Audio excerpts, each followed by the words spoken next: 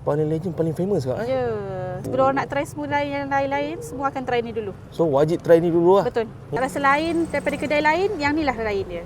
Inilah Susu special dia. dekat sini Betul. Penyebab beratur panjang. Betul.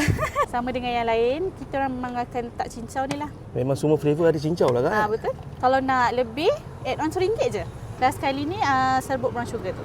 Kalau sini berapa ringgit kak? RM8 juga. Yang ni Thai tea tau. Oh ni Thai tea kak Ya.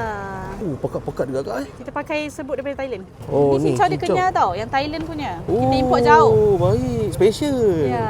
Serbuk brown sugar juga untuk rasa crunchy-crunchy sikit. Kita ada bagi free gift tangkai tau. Oh, tangkai pada Thailand kak? Ya.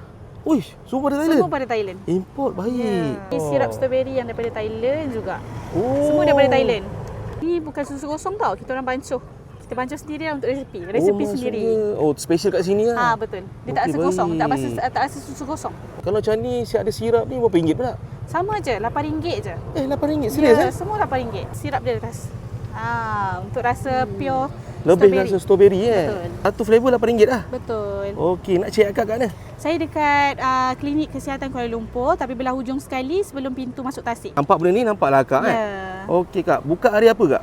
Hari-hari buka pukul 8.30 sampai habis. Kalau yang nak rasa savory Thailand punya teh, yang ni sebiji rasa macam Thai teh. Sebiji kak Ya. baik, kena try.